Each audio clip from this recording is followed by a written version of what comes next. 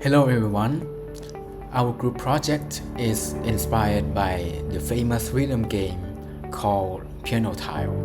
We designed it with simplicity and clarity in mind, seeking to develop the engaging game and distinct from the basic standard game. So as a result, we came up with our unique rhythm game. And now let's explore how the game works. For players starting this game, the player must select auto trick frequency at 512 Hz. If a player selected frequency finish, they will click the start button on the circuit.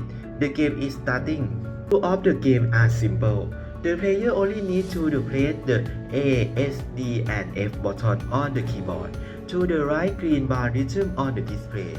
And every time you press the button to match the rhythm with a green bar, the player gets 1 point.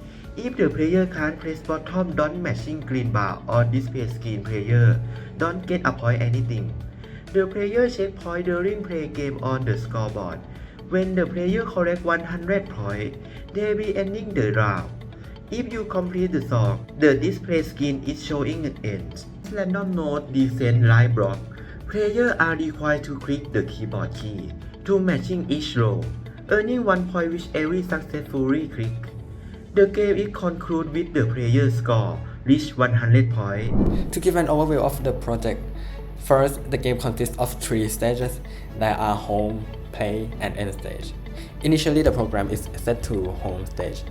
Once the player presses play button, the block will start falling in a random pattern from top to bottom generated by this sub-circuit and passing through the shift register connecting to the display screen.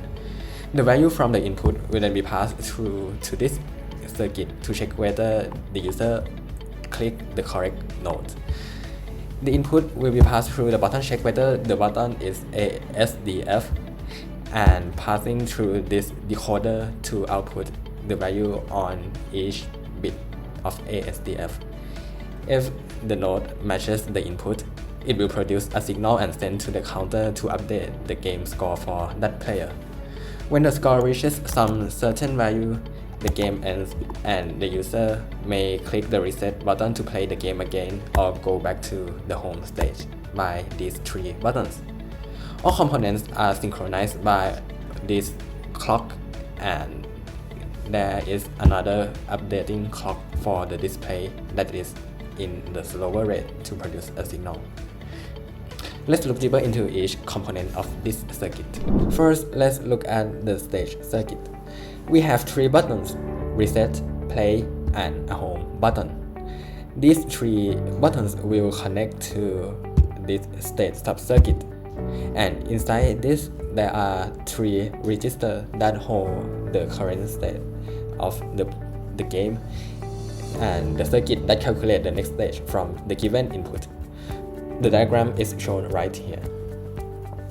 To give you some example, if the home state is on and the player clicks the start button, the game state will be triggered on, and when the game ends, this will be resetted and another register will be turned on to determine the end state. If the user press reset button, the in-game state will be instead turning on and this end stage will be turned off. These 3 stages will be able to produce a binary encoded stage in 2 bits for further use in the later circuit. Now, let's have a look at the header circuit. So we have this 2-bit input for the stage. It will be passed through the ROM to take the value out of the specified address to get the value to display on the screen. For example, if I set it to be 1 and 1 and I trigger it, the value will be selected from the ROM, produced to this row register and update each row one by one. And finally, this display register will take the value from the previous register in parallel and output on the LED screen. Let's have another example like this.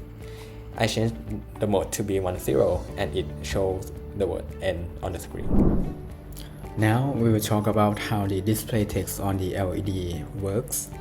We use an LED display with a size of 7 rows by 16 columns. And we let the first row and the last row be the blank lines, and the rows from 2 to 6 to display the header text. Our LED display receives information from the register to display blocks. Combining rows from 2 to 6 forms the header text based on the data of the following tables. The header text will display piano when we enter the home mode, and it will display play text when the player enters the game, and it will display end when the game is over. So here we need to randomly generate the piano type.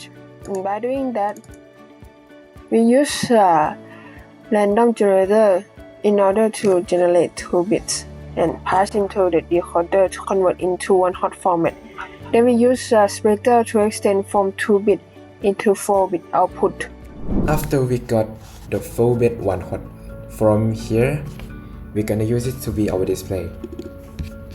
Let me briefly explain how the display works. First, if we have a 1 row and a 4 column, it will be compatible with 1 hot 4-bit.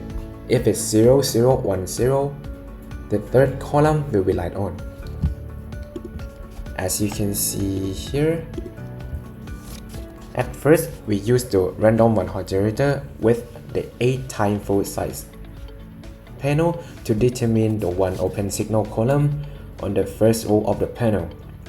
Then, the shift register will shift the first row signal to the row below it, respectively triggered by the clock signal.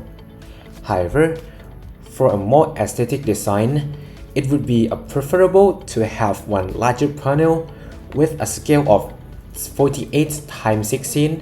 Therefore, we use the 4-bit extender to generate a compatible signal with the larger one. In order to use the bigger panel, we're gonna convert from 4-bit 1 hot signal to be a 16-bit. With this circuit, bit extender 4 to 16.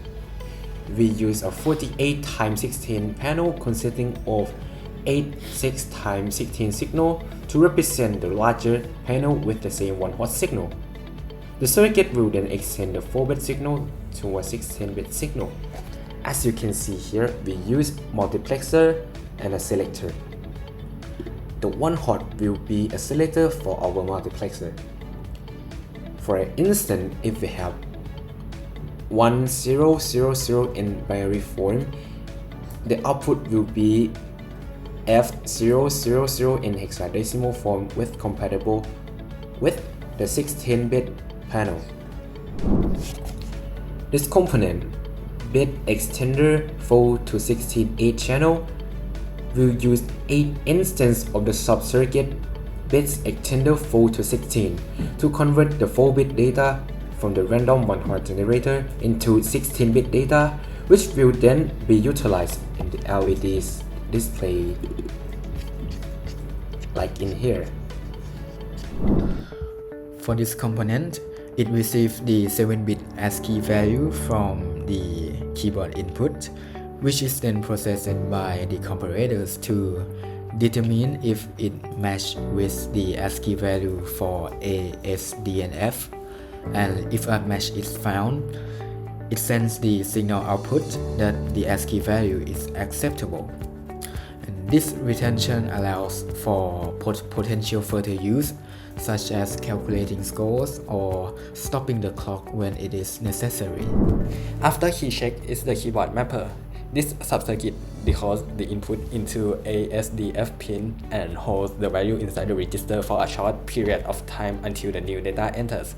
For example, if an input is 1 and it is enabled, the register will hold the value 1 for a certain period of time until it resets itself to 0. This decoder will stop working at that time. And if another input comes while the input was already inside, then the new value will be stored instead and the output will be changed. Like this. The enable pin is connected to the keyboard check as talked previously to accept only a SDF value. to trigger the counter and to store the value inside the register. Lastly is the score display. We use a counter to count the score, and the score here will connect with the binary to BCD, or basically just binary to decimal. And this decimal will connect with the 7-segment display to display the score that player is playing.